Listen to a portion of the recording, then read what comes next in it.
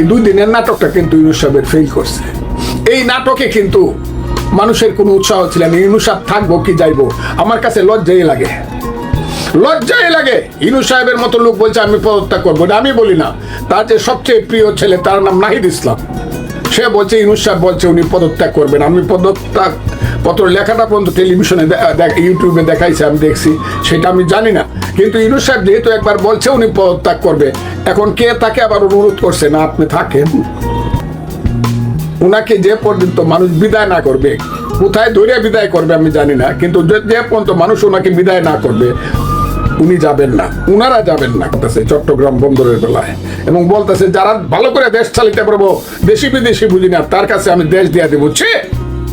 আমার দেশ আমি চালাবো, ভালো মন্দ সেটা আমি বুঝবো। আমার দেশে আজ না হোক কাল, কাল না হোক পরশু যোগ্য ছেলেরা, যোগ্য সন্তানেরা আসবে, তারাই আমার দেশ চালাবে। ইউনূস সাহেব এইসব কথা বলে আমার জাতির মুখে কিন্তু চুনখালি মাইখেন না। আপনি মুক্তিযুদ্ধে ছিলেন না, আপনি এমনি মহান হইতে পারেন। মুক্তিযুদ্ধ এবং বাংলাদেশ সম্পর্কে আপনার মায়া মমতা কতটুকু আছে আমি জানি না, তবে যারা বলে যে করিডোর দিয়ে দিবে, যারা বলে চট্টগ্রাম বন্দর অন্যদেরকে দিয়ে দিবে, তাদের দেশপ্রেম আছে বলে আমি মনে করি না। এবং উনি চলে যাবে কিন্তু দেশ ছেড়ে। The day is coming. Yunus সাহেব এবং তার যারা সাথী আছে তাদেরকে দিয়ে এখন আর ইলেকশন করাই দেশে সম্ভব না, কারণ তাদের প্রত্যেকেরই একটা পক্ষ আছে। আচ্ছা, এই আপনি বলছেন যে এই গভর্নমেন্টের নিরপেক্ষ থাকছে না, এই গভর্নমেন্ট কোন নিরপেক্ষ? ইউনূস সাহেব নিজে নিরপেক্ষ না এখন, কারণ উনি ওই দলটা এনসিপি, যে দলটা, যে দলে 150 লোক হয় মিছিল করলে পরে, এই দলটা হইলো ওনার নিউ কর্তা। এইসব হলো একটা বাহানা, যে বাহানার মাধ্যমে তারা তাদের ক্ষমতাটাকে দীর্ঘায়িত করতে চায়। এবং ক্ষমতা দীর্ঘায়িত করার পথে যখনই একটু বাধা আসে, একটু সত্য কথা আসে, তখনই ওই যে নির্বাচন কমিশন বদলাইতে হবে বলে কতগুলা পোলাপান গেল ওখানে। আমি যাকে বলি Bangladesh children party, national children party, NCP, এই ছেলেরা 150 ছেলে হয়েছে না, 150 লোক হয়েছে না। 10টা রিক্সাওয়ালা ডাক দিলেও 500 লোক যাইব নির্বাচন কমিশনে। ওরা রিক্সাওয়ালার যে জনপ্রিয়তা আছে, এই জনপ্রিয়তা ওদের নাই, কিন্তু তাদের কথাই চলে ইউনূস সাহেব।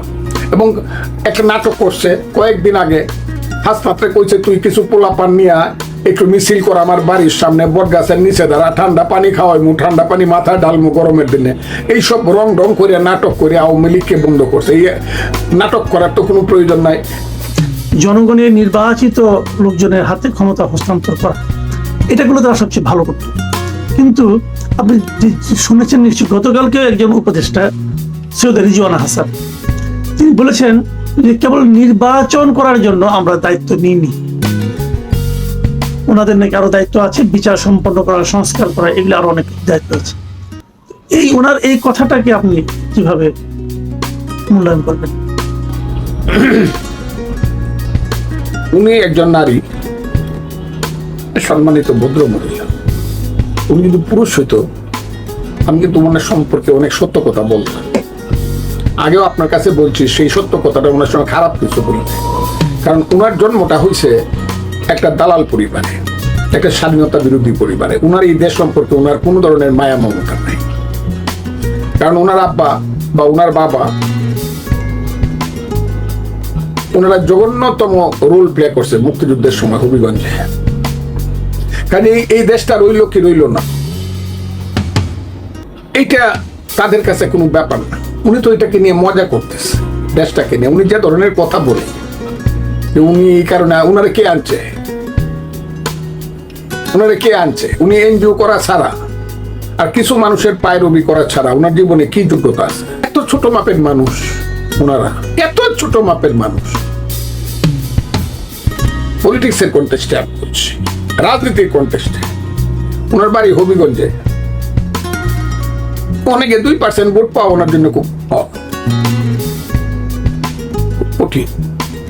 কোনোদিন মানুষের কোনো সমস্যা বা তার সমাধানের মধ্যে ছিল না। কিন্তু ওনার মতো একজন মহিলা যে আবারও বলছে, আবার আমি বলতে পারি, রাজাকারের সন্তানেরা এইভাবেই কথা বলে। এবং উনি চলে যাবে কিন্তু দেশ ছেড়ে। The day is coming. সময় আসতেছে এইসব কথা বলার অপরাধে। এবং উনি সেন্ট মার্টিন দ্বীপ নিয়ে যে ষড়যন্ত্রের খেলার মধ্যে ঢুকেছিল বা ঢুকে আছে এখনো, উনি কিন্তু এই দেশে থাকবে না, কারণ উনি তো ইংল্যান্ডের নাগরিক। আমি পত্রিকাতে দেখলাম উনিও দ্বৈত নাগরিক, উনি চলে যাবে। কাজে ওনারা কি কইলো না কইলো, তবে এইগুলা নিজেদের কাছে খুব অপমানিত বোধ করি আমরা। আমরা যারা এই দেশটা সৃষ্টি করছিলাম, এই সব ভদ্র মহিলারা যখন এইসব কথা বলে, তো ওই সুযোগের সুবাদে তখন নিজেকে খুব খুব ছোট মনে হয়।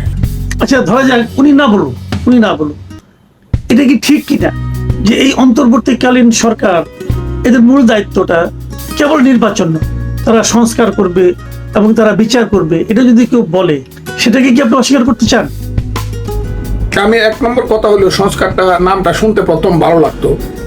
সংস্কার এবং সমন্বয়ক, এই দুইটা নাম গৃহীত হবে বাংলাদেশে আগামী দিনে। এই দুইটা শব্দ সাংঘাতিক গৃহীত শব্দ। আর সংস্কার তো মূলত কনস্টিটিউশন সংস্কার করাটাই মূল ব্যাপার। কিন্তু কনস্টিটিউশন সংস্কার যারা করবে তারা সব বিদেশি মানুষ। আমি চাই না আলী রিয়াজের মতো মার্কিন নাগরিকের মানে পরিচালনায় আমার দেশের সংবিধান হোক আর যাই হোক, কোনো সংশোধন হোক, আর এইসব কিছুই হবে না। কিন্তু গতকালকের নাটকটা, এই 2 দিনের নাটকটা কিন্তু ইউনূস সাহেবের ফেল করছে। এই নাটকে কিন্তু মানুষের কোনো উৎসাহ ছিল না। ইউনূস সাহেব থাকবো কি যাইবো, আমার কাছে লজ্জাই লাগে। ইউনূস সাহেবের মতো লোক বলছে আমি পদত্যাগ করবো, এটা আমি বলি না।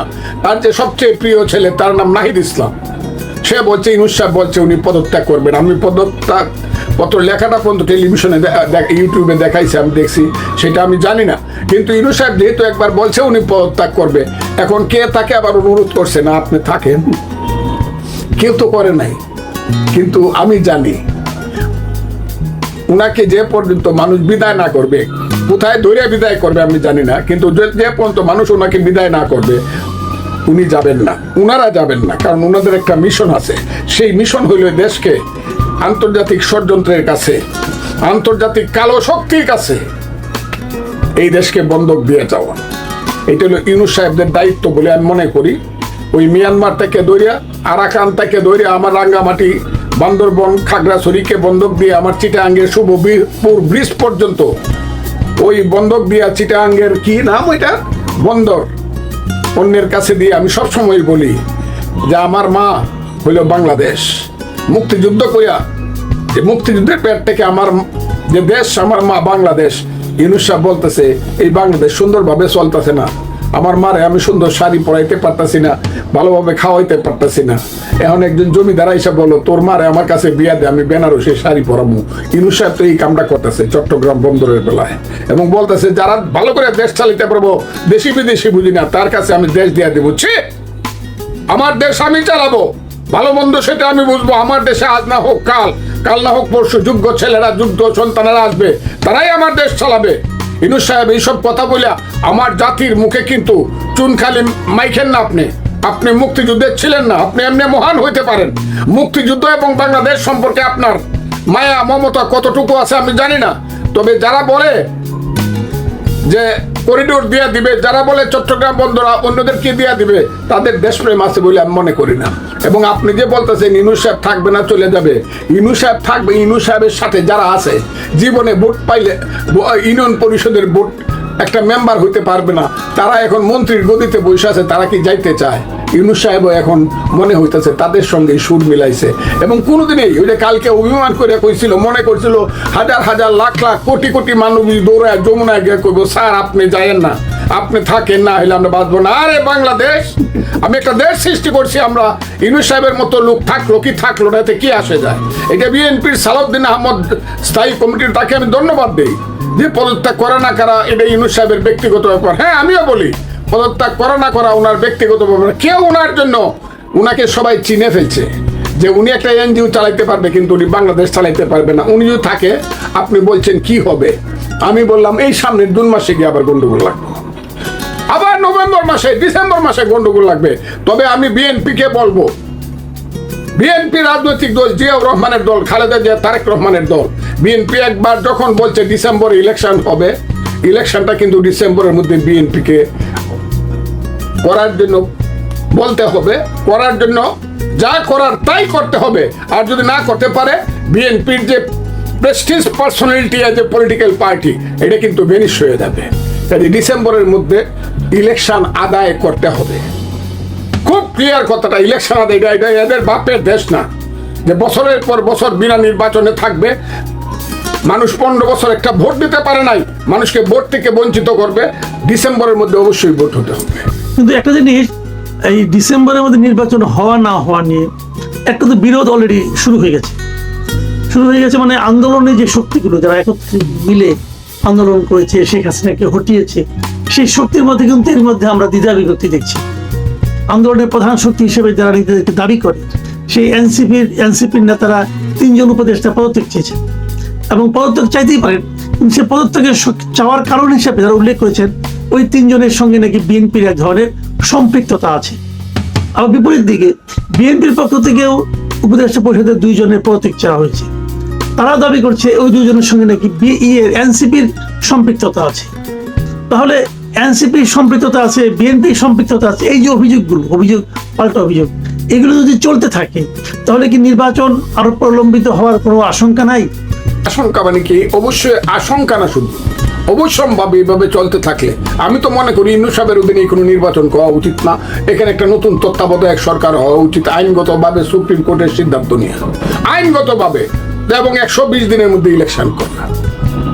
ইউনূস সাহেব এবং তার যারা সাথী আছে তাদেরকে দিয়ে এখন আর ইলেকশন করাইতে সম্ভব না, কারণ তাদের প্রত্যেকেরই একটা পক্ষ আছে। আচ্ছা, এই আপনি বলছেন যে এই গভর্নমেন্টের নিরপেক্ষ থাকছে না, এই গভর্নমেন্ট কোন নিরপেক্ষ? ইউনূস সাহেব নিজেই নিরপেক্ষ না এখন, কারণ উনি ওই দলটা এনসিপি যে দলটা, যে দলে 150 লোক হয় মিছিল করলে পরে, এই দলটা হইলো ওনার নিয়োগ কর্তা।